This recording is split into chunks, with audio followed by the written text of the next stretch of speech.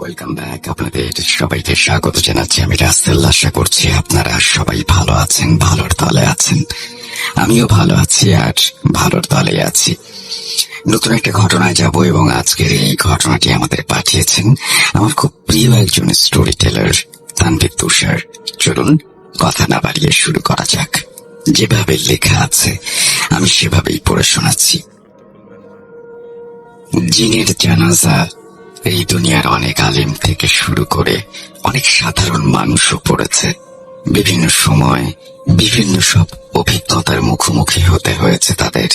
কিন্তু এই জিনের জানাজার আগেও কারো সাথে ঘটতে পারে অদ্ভুত ভয়ানক কিছু ব্যাপার। চলুন সেই অভিজ্ঞতা নিয়েই আজ আপনাদের একটা সত্য ঘটনা শোনাই।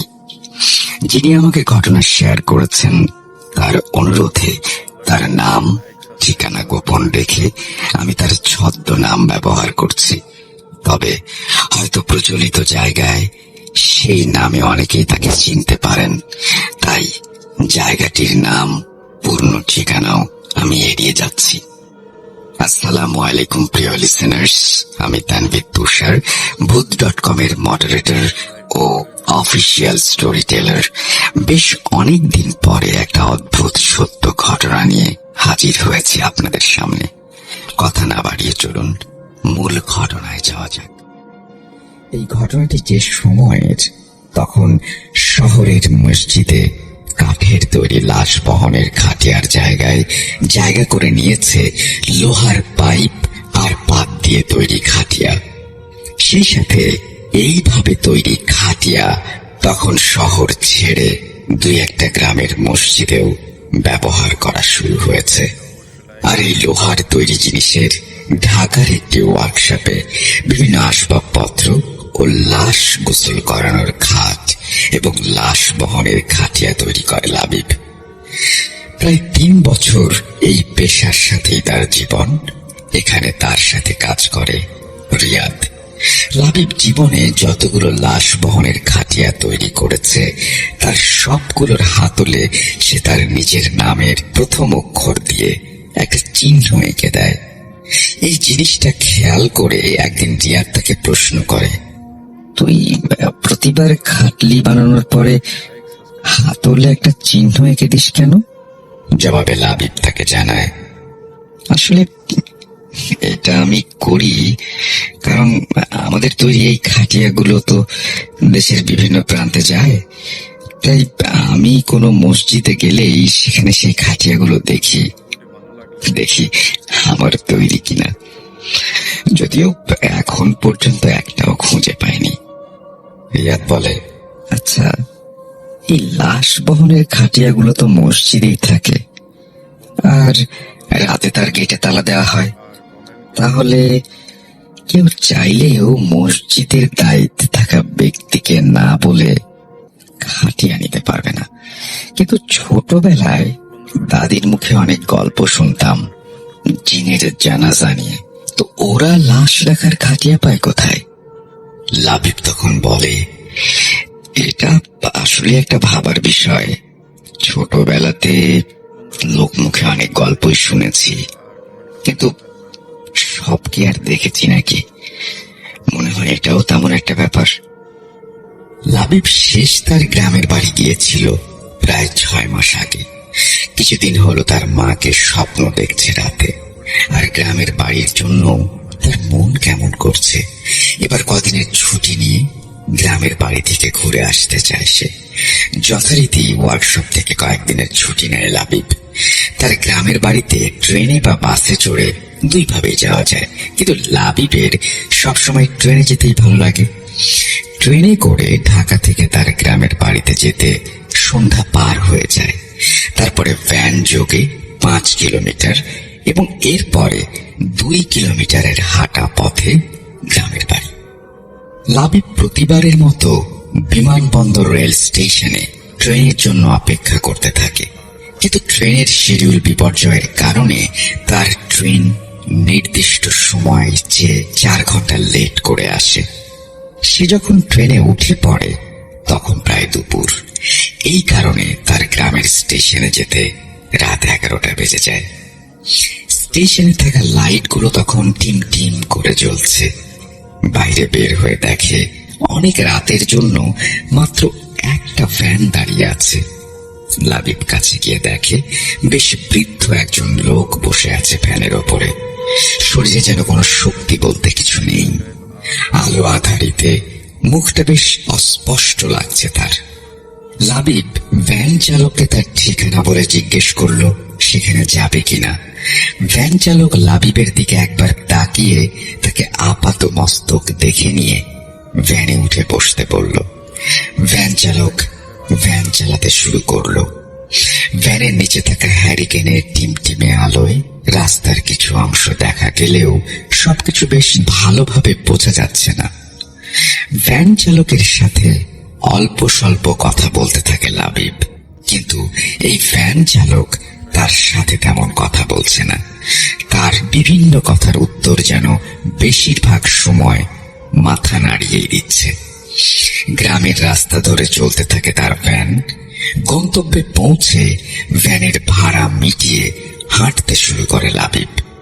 এবার তাকে যেতে হবে বেশ অনেকটা পথ। রাত তখন প্রায় 11:30 পার হয়ে গেছে। 12টার কাছে পৌঁছে গেছে সময়। তবে ট্রেন যে লেট করবে সেটা তো আর আগে জানতো না সে, তাই সাথে কোনো লাইট আনা হয়নি। তবে আকাশে যে চাঁদ আছে এটাই তার কাছে এখন সবচেয়ে স্বস্তির ব্যাপার। সে হেঁটে এক রাস্তার বাঁকে এসে দাঁড়িয়েছে। এখান থেকে তার বাড়িতে যাওয়ার দুইটা পথ। একটা ছোট মেঠো পথ ধরে নদীর বাঁক ঘেঁষে, আরেকটা গলাকাটা বিল নামে একটা বিলের মাঝ দিয়ে। আসলে বিলের নাম কেন গলাকাটা বিল হলো সেটা তার জানা নেই, কিন্তু এই বিল নিয়ে গ্রামে প্রচলিত আছে বিস্তর সব ঘটনা। এক মুহূর্ত থেমে চিন্তা করে নেয় লাবিব, যদি মেঠো পথ দিয়ে যায় তাহলে সময় বেশি লাগবে, প্রায় 15 মিনিট। সারাদিন ট্রেনের জন্য অপেক্ষা, জার্নি, এই রাতে তার শরীর আর নিতে পারছে না। তাই সে সিদ্ধান্ত নিল গলাকাটা বিলের মাঝ দিয়ে বাড়ি যাবে। রাস্তা থেকে বিলের মাঝে নেমে জমির একটা আইল ধরে হাঁটা দিল সে। মাথার উপরে পরিষ্কার আকাশে চাঁদের আলো, বেশ স্পষ্ট দেখা যাচ্ছে সবকিছু। একটা হালকা শিরশিরে ঠান্ডা বাতাস এসে লাগছে তার শরীরে। দেখতে দেখতে বেশ অনেকটা পথ হেঁটে ফেলেছে সে। পেছনের রাস্তাটাও যেন মিলিয়ে গেছে অন্ধকারে। এর মাঝেই দূরে থেকে ভেসে আসলো শেয়ালের ডাক। একটা শেয়াল ডেকে ওঠার সাথে সাথে অনেকগুলো শেয়াল যেন করুণ সুরে ডেকে উঠল। এবার একটু ভয় পেল লাবিব। আর যাই হোক, এই রাতে শেয়ালের দলের সামনে পড়লে আর রক্ষা নেই। রাস্তা থেকে নামার সময় একটু খেয়াল হয়নি এই কথা, না হলে সে লাঠি হাতে করেই নামতো গলাকাটা বিলে। এসব চিন্তা করে ভয়ে পথ চলতে চলতে একটা অদ্ভুত শব্দ ভেসে আসলো তার কানে।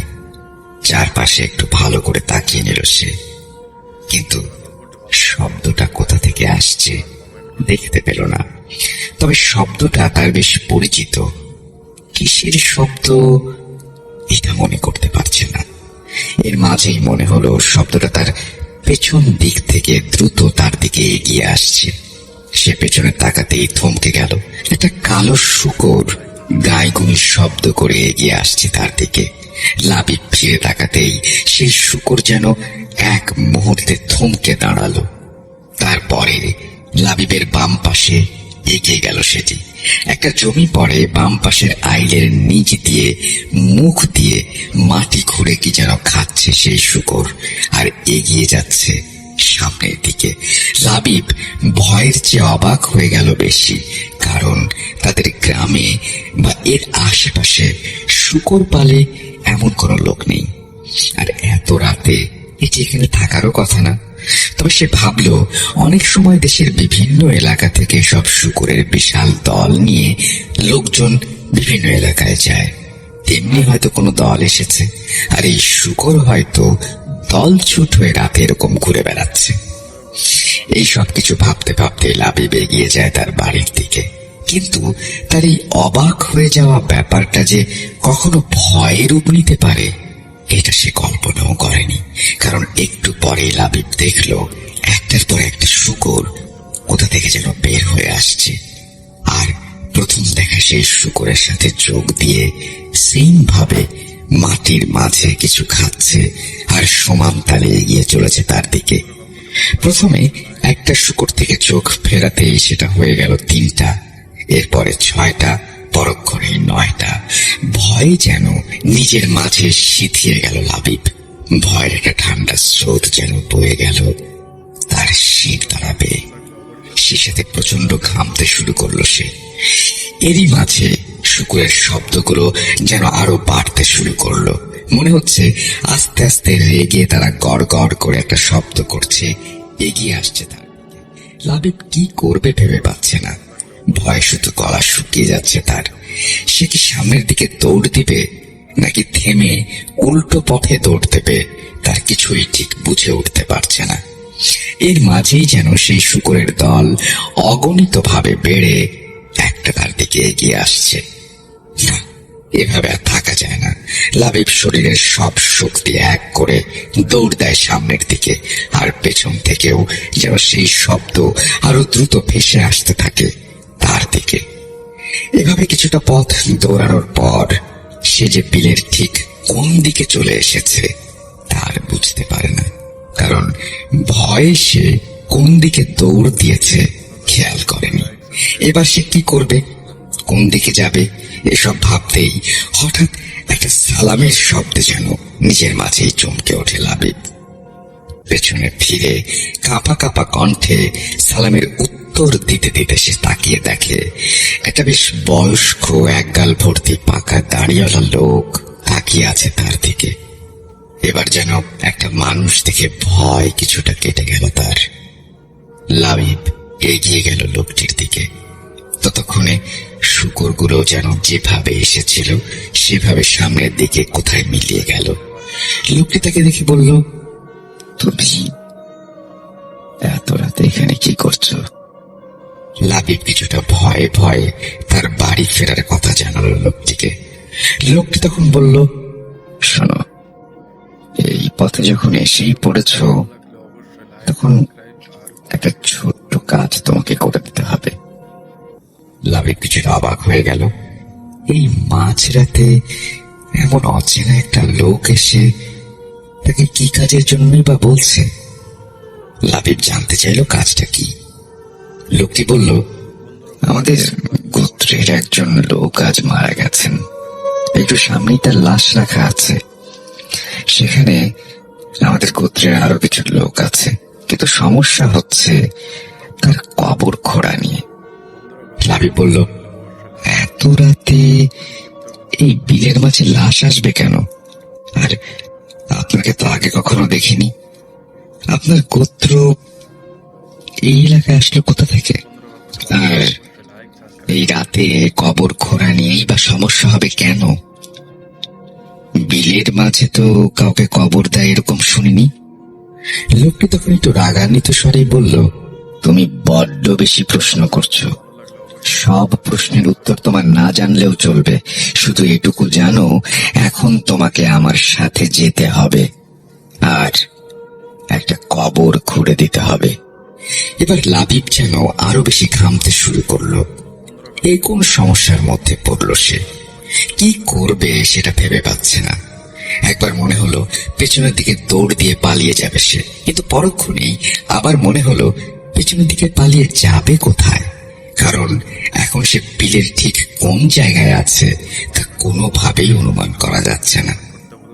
লোকটি লাবিবকে ধমকে উঠতেই ভয়ে ভয়ে লাবিব লোকটির পেছন পেছন হাঁটতে শুরু করলো। সেই চাঁদের আলোয় একটু পরে স্পষ্ট দেখতে পেল দূরে কিছু ছায়া মূর্তির মতো লোকের জটলা।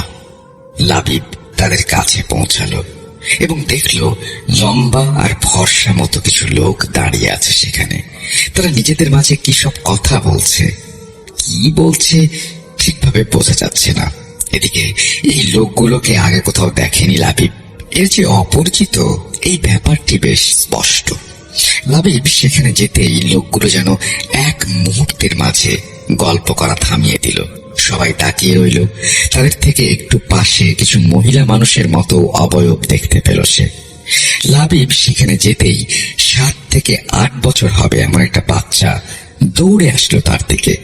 সেই ছেলেটি দৌড়ে এসে একটা পানি ভর্তি পিতলের বদনা এগিয়ে দিল লাবিবের দিকে। চাঁদের আলোয় যেন সেই পিতলের বদনাটি চকচক করে উঠল। লাবিবের পাশে থাকা লোকটি বলল, এই বদনাটি নাও, আর নামাজের জন্য ওযু করে নাও। এই তোমার পানি।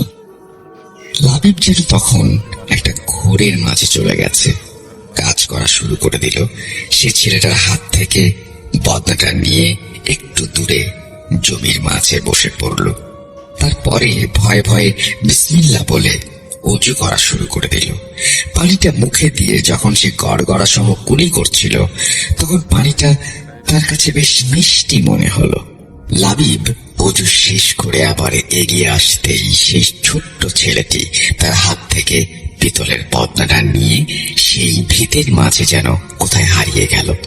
তাকে নিয়ে আসা সেই লোকটি লাবিবের দিকে একটি শাবল আর একটি কোদাল এগিয়ে দিল, আর একটি জমির দিকে আঙুল দিয়ে ইশারা করে বলল, শোনো, এই জমির মাঝের ঠিক এই জায়গায় তুমি কবরটা খুঁড়বে।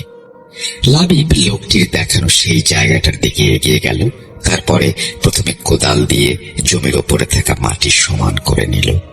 লোকটি তাকে হাত দিয়ে দেখিয়ে দিচ্ছিল কবরের মাপ, কোথা থেকে কতটুকু পর্যন্ত মাপ হবে সেটা দেখাতেই লাবিবের যেন ভেতরে একটা ভয়ের আভাস চলে আসলো। কারণ স্বাভাবিক মানুষের তুলনায় কবরের যে মাপটি দেখানো হলো সেটা বেশ লম্বা। কিন্তু এই মুহূর্তে তার আর কিছু করার নেই, তাই সে এরপর শাবল দিয়ে দাগ কেটে নিল চারপাশে। লোকটি তখনও তার পাশে দাঁড়িয়ে সেই কবর খোঁড়া দেখছে। লাবিব দাগ কাটতে কাটতে আর চোখে খেয়াল করল লোকটি এখনো তার দিকে অবাক দৃষ্টিতে তাকিয়ে আছে। চাঁদের আলোয় যেন আরো অনেক মোহনীয় লাগছিল চারপাশ। সেই চাঁদের আলোয় অজানা কোনো এক জগতে অচেনা কোনো একজনের কবর খুঁড়ছে লাবিব। দাগ কাটা শেষ হলে কোদাল দিয়ে মাটি কাটতে শুরু করলো সে। কিছুক্ষণ মাটি কেটে পাশে থাকা সেই লোকটিকে লাবিব বলল, একা একা কি আর কবর খোঁড়া সম্ভব? আমাদের বাড়ির দিকে কেউ মারা গেলে দেখতাম কয়েকজন মিলে কবর খোঁড়ে, সেখানে আমি একা এত বড় একটা কবর খুঁড়তে পারবো না। আর আপনার এতগুলো লোক দাঁড়িয়ে আছেন, অথচ আমাকে কেউ সাহায্য করছেন না। লোকটি জবাবে বলল, এখানে এত লোক আছে, সবাই যদি তোমাকে সাহায্যই করতে পারত, তাহলে তো তাদের দিয়ে আমি কবর খুঁড়িয়ে নিতাম, তোমাকে এখানে ডেকে আনতাম না। লাবিব দেখলো এখানে কথা বলা বৃথা। সে একবার ভাবলো যে কবর খোঁড়া বাঁধ দিয়ে সব ফেলে কোনো একদিকে দৌড় দেবে, কিন্তু পরক্ষণেই মনে হলো এতগুলো লোকের মাঝ দিয়ে দৌড়ে সে কোথাও পালাতে পারবে না। আর যদি সে সেই শূকরের পাল্লায় পড়ে যায় তাহলে আর রক্ষা নেই। এভাবে কত সময় গেছে তার মনে নেই, তবে শরীর আর সায় দিচ্ছে না এই কাজে। ঘেমে নিয়ে একাকার অবস্থা হয়েছে তার। মনের সাথে যুদ্ধ করে কোনো মতে মোটামুটি যা হোক একটা কবর খুঁড়ে ফেললো। তারপরে কবর থেকে ওপরে উঠতেই সেই লোক আবার হাতের ইশারা করলো দূরে, আর সেই পিচ্চি ছেলেটা এগিয়ে এসে তাকে আরো এক বদনা পানি এগিয়ে দিল। লাবিব হাত মুখ ধুয়ে উঠে দাঁড়াতেই সেই লোকগুলো বলল, এখন জানাজা হবে, তুমি আমাদের সাথে কাতার বন্দী হও। লাবিব দেখল যে আশেপাশে যে লোকগুলো ছিল তারা সবাই তখন কাতার বন্দী হয়ে গেল। জানাজায় ইমাম হিসেবে দাঁড়ালেন সেই বৃদ্ধ লোকটি। জানাজা শেষ হবার পরেই সেই লোকটি লাবিবের উদ্দেশ্যে বলল, তুমি এতক্ষণ ধরে কার জন্য কবর খুঁড়লে একবার দেখবে না? লাবিব এমনিতেই এই লাশের ব্যাপারে ভয় পায়, তার মাঝে এই মাঝরাতে এমন অদ্ভুত অবস্থায় পড়ে কারো লাশ দেখতে মন সায় দিচ্ছিল না। কিন্তু কি আর করার আছে তার? ইচ্ছা না থাকা সত্ত্বেও এগিয়ে যেতে হলো লাশটির দিকে। একটা লোহার খাটিয়ায় সাদা কাফনে মোড়ানো একটা লাশ শোয়ানো আছে, তবে লাশটার মাথার দিকে কাফনে কেমন যেন লাল লাল রক্তের ছোপ। দেখে মনে হচ্ছে রক্ত লেগে তা শুকিয়ে গেছে। লাবিব আরো কিছুটা এগিয়ে যেতেই এবার যেন তার অবাক হবার পালা। সে দেখল যে খাটিয়ায় লাশ রাখা আছে সেটা কিছুদিন আগেই তার বানানো একটা খাটিয়া। সেই খাটিয়ার হাতলে এখনো চকচক করছে তার এঁকে দেয়া চিহ্ন। সেই চিহ্নতে হাত বুলিয়ে লোকটার দিকে তাকিয়ে সে জিজ্ঞেস করল, এটা তো আমার বানানো খাটিয়া, আপনি এটা পেলেন কোথায়? লোকটি কিছু বলল না, কিন্তু তার কথা শুনে মুচকি একটু হাসল। এবার কিন্তু লাবিব বেশ ভয় পেয়ে গেল, কারণ এবার আর সেই বৃদ্ধ লোকটার আচরণ তার কাছে স্বাভাবিক লাগছে না। এদিকে আশেপাশে থাকা লোকগুলো কেমন যেন গোল হয়ে আসছে চারপাশ থেকে। লাবিব আর দেরি না করে উবু হয়ে লাশের মাথার দিকটা থেকে কাফনের কাপড়টা টান দিতেই ভয়ে কাঠ হয়ে গেল। সারা শরীরে একটা কাঁপুনি দিয়ে যেন ভয়ের একটা ঠান্ডা স্রোত নেমে গেল শরীর বেয়ে। কাফনের নিচে যে লাশটিকে শোয়ানো আছে তার ঠিক গলার জায়গাটায় একটা কাঁটা, আর সেই কাটার জায়গা থেকে মাথাটা নেই। সেখান থেকে এখনো রক্ত চুইয়ে পড়ছে। আর কিছু যেন ভাবার শক্তি নেই তার। সে আর কিছু চিন্তা করতে পারছে না।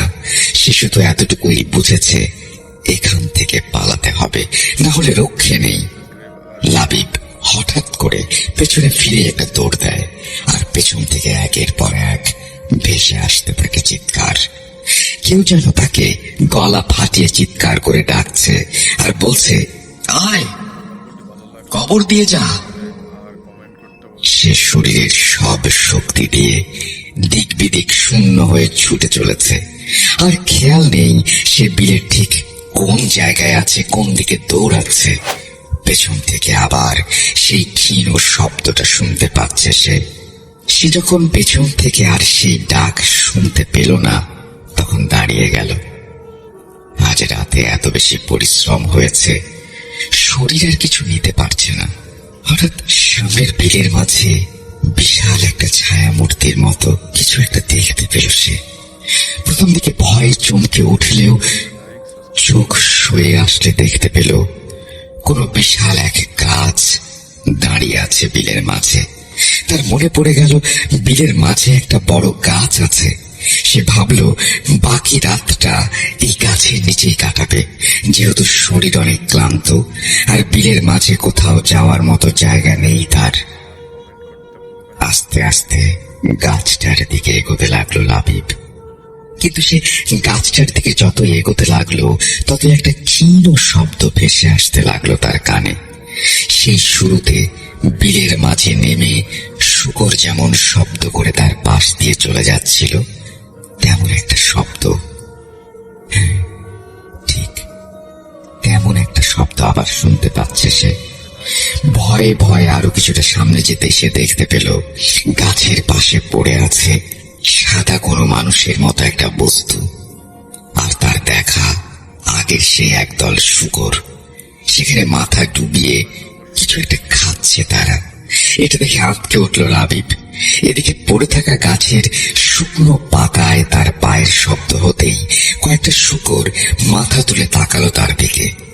যাদের আলোয় অনেকটা স্পষ্ট দেখা যাচ্ছে সেই কালো মুখেও যেন লেগে আছে একটা লাল আভা, যা মুখ থেকে গড়িয়ে পড়ছে মাটিতে। আর সেই শূকরের দল এক এক করে যেন মাথা তুলে তাকাচ্ছে তার দিকে। ভয়ে যেন লাবিবের পা জমে গেছে সেখানেই, আর কোনো শক্তি নেই তার। এদিকে গড় গড় রাগান্বিত শব্দ করে সেই শূকরের দল এগিয়ে আসছে তার দিকে। লাবিবের এক মুহূর্তের জন্য মনে হলো এটাই বুঝি তার জীবনের শেষ সময়। শরীরের শেষ শক্তি দিয়ে জীবন বাঁচানোর জন্য দৌড় দিতে চাইল সে। এদিকে কানের কাছে যেন রাগান্বিত সেই শব্দটা আরো এগিয়ে আসছে। মাথা ঝিমঝিম করে উঠল তার। শরীরের মাঝে একটা গরম আভা অনুভব করল সে। আস্তে আস্তে চোখের সামনে সব অন্ধকারে মিলিয়ে যেতে লাগলো। শুধু পেছনে ফিরতেই সে দেখতে পেল দুই একটা আলোর রেখা জ্বলে নিভে এগিয়ে আসছে তার দিকে। এরপর ভয়ে ক্লান্তিতে শরীরটা ছেড়ে দিল তার। আর কিছু মনে নেই। যখন তার জ্ঞান ফিরল তখন সে তাকিয়ে দেখল একটা ছনের বেড়ার চালাতে একটা ঘরের মাঝে ঘরের বিছানায় কাঁথার ওপরে শুয়ে আছে সে, আর পাশে বসে আছে তার বয়সী দুজন যুবক ছেলে। আর সেই ছনের বেড়ার ফাঁক দিয়ে উঁকি দিচ্ছে দিনের ঝলমলে আলো। সে চোখ খুলে অবাক দৃষ্টিতে তাকাতেই সেই যুবকের একজন বলল, এই বিলের মাঝে ফসল দেখার জন্য আমাদের এই ছনের ঘর। আমরা দুই ভাই এখানে এসে ফসল পাহারা দেই। আজ জমিতে পানি দিতে হবে দেখে আজানের আগে আগে দুই ভাই এদিকে আসি। গাছের কাছে আসতেই দেখি কে একজন মাটিতে পড়ে আছে। আমরা তো ভেবেছিলাম কেউ মনে হয় কোনো মানুষ খুন করে এখানে ফেলে রেখে গেছে। পরে কাছে এসে দেখি তুমি এখনো নিঃশ্বাস নিচ্ছ। পরে দুই ভাই মিলে ধরে তোমাকে এই ঘরে নিয়ে আসলাম। কি হয়েছিল তোমার? আর তুমি কে? এত রাতে এখানে কি করছিলে তুমি? লাবিব তখন তাদের কাছে পরিচয় দিয়ে সবকিছু খুলে বলল, কেন সে এখানে এসেছে, রাতে কি কি ঘটেছে সবকিছু। দুই ভাই সব কথা শুনে তাকে জানায় এখানে এমন অনেক ঘটনা তারা শুনেছে ছোট থেকে, আর পাহারা দিতে দিতে অনেক কিছু দেখেছেও তারা। এছাড়া লাবিব যে শুকুরের কথা বলল সেটা তারা সরাসরি না দেখলেও বেশ কিছু রাতে এই ঘরের মাঝে শুয়ে থেকে তেমন শব্দও শুনেছে। লাবিবের শরীরে তখন প্রচুর জ্বর। কোনো মতে উঠে দাঁড়ালো সে। তারপরে সেই যুবকদের সাথে নিয়ে বের হয়ে আসলো ঘর থেকে। দিনের আলোতে এই বিলের মাঝে এসেও যেন তার গা কেমন ছমছম করে উঠছে। তারা গাছের নিচে এসে দেখল সেখানে কিছুই নেই। গত রাতের সবকিছুই এখন স্বাভাবিক। আর বিলের মাঝে তার কথা মতো কিছু জায়গায় তারা যায়, কিন্তু কোনো কবর খোঁড়া বা তেমন কোনো চিহ্নই তারা দেখতে পায় না। লাবিবের শরীরে প্রচুর পরিমাণে জ্বর থাকার কারণে সেই যুবক দুইজন তাকে ধরে নিয়ে বাড়ি চলে গেল। এরপরে সে খাওয়া দাওয়া করে সেই দুই যুবকের সাথে বাড়িতে চলে গেল। এদিকে দিন দিন তার শরীর কেমন শুকিয়ে যেতে লাগলো। কিছুই খেতে পারে না, কিছু খাওয়ার সাথে সাথেই বমি পায় তার। এদিকে জ্বরটা কিছুটা কমে আসলেও রাতের বেলায় সেটা তীব্র আকার ধারণ করে। পরে তাকে গ্রামের এক হুজুরের কাছে নিয়ে যাওয়া হয়। সবটা শুনে তিনি পানি পড়া দেন এবং তাকে কিছু আমল করতে বলেন। সেই হুজুর বলেন, রাতের বেলায় সে একটা খারাপ জিনের পাল্লায় পড়েছিল। তারা তাকে হয়তো এভাবে ভয় দেখাতেও চায়নি, কিন্তু ঘটনাক্রমে সে ভয় পেয়ে গেছে। এমন জিনের জানাজা তিনি নিজেও পড়িয়েছেন কয়েকটা। তবে এখন থেকে প্রায় 3 মাস রাতের বেলা একা বাইরে যাওয়া যাবে না। আর যে আমলগুলো দেয়া হয়েছে সেই আমলগুলো যদি ঠিক মতো করা হয় তাহলে সে সুস্থ হয়ে যাবে ইনশাল্লাহ। এভাবে কেটে যায় কয়েক মাস। এর মাঝে আর কোনো সমস্যা হয়নি তার। ঢাকায় সেই চাকরিটা সে ছেড়ে দেয় এবং নিজেই তার গ্রামের বাজারে একটা দোকান দিয়ে সেখানে থাকতে শুরু করে। বছর 2 পরে এই ঘটনা সে প্রায় ভুলেই গেছে। এমন এক সময় তখন গ্রামে অনেক দিনের বর্ষায় বেশ পানি জমেছে, আর এই পানির তোড়ে অনেকের পুকুর ভেসে গেছে। এজন্য চারপাশের বিল জুড়ে মাছ ভরে গেছে।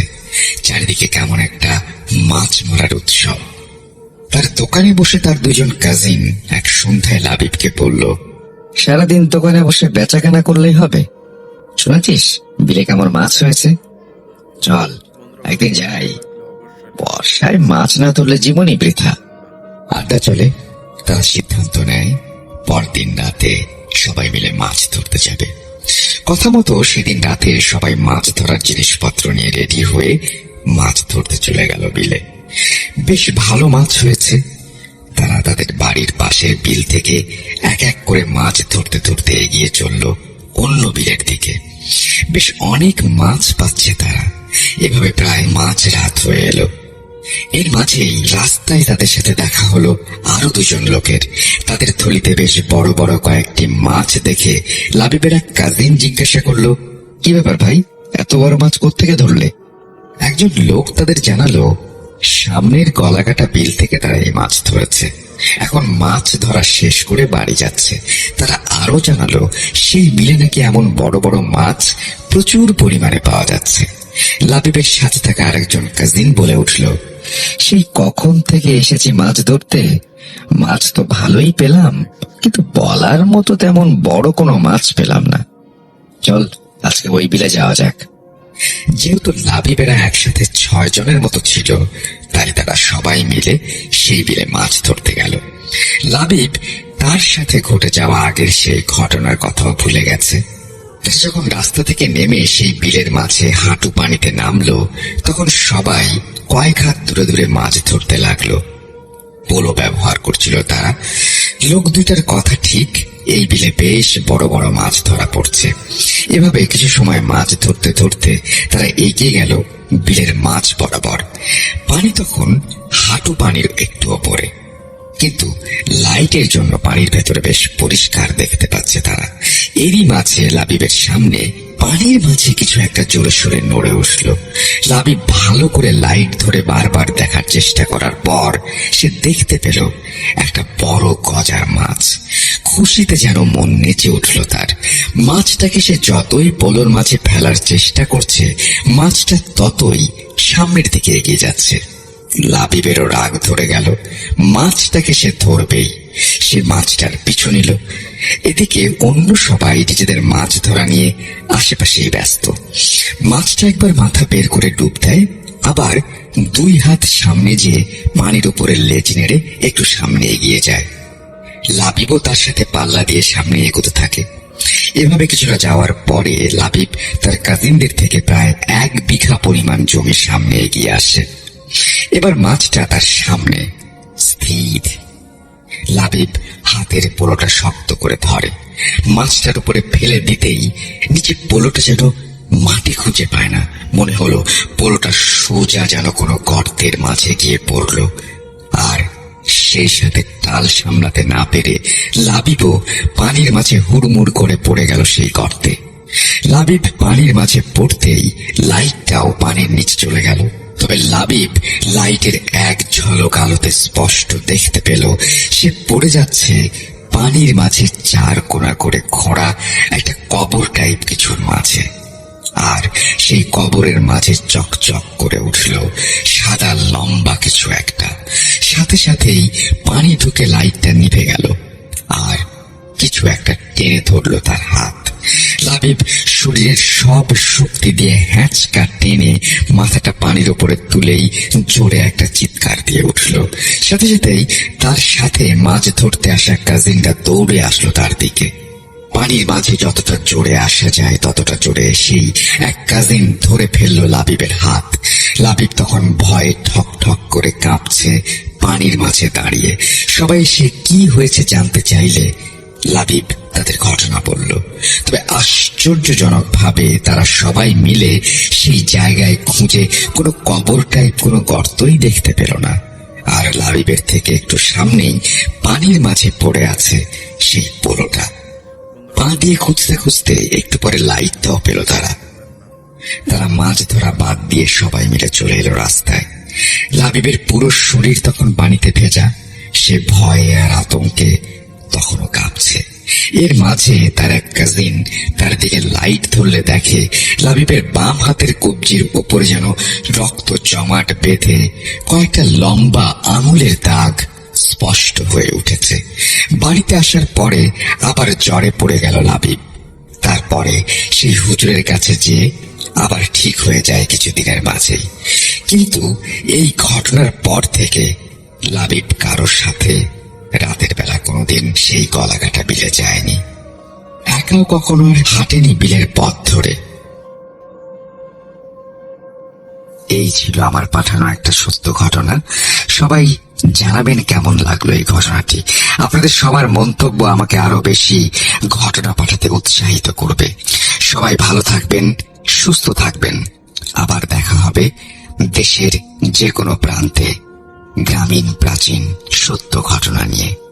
আমার জন্য সবাই দোয়া করবেন। আল্লাহ হাফেজ। এই বলেই তানভীর তুষার তার ঘটনা শেষ করেছেন। আশা করছি যারা ঘটনাটি শুনেছেন তাদের কাছে ভালো লেগেছে। যদি ভালো লাগে অবশ্যই কমেন্ট সেকশনে জানাবেন, এবং যদি খুব ভালো লেগে থাকে তাহলে এই ঘটনাটি শেয়ার করবেন বন্ধুদের সাথে। আজকে আমার কণ্ঠের অবস্থা যে খুব একটা ভালো না তা আপনারা বুঝতেই পারছেন। তারপরেও ঘটনাটি পড়ার লোভ সামলাতে পারলাম না। আমরা চলে যাব আমাদের পরবর্তী ঘটনায়।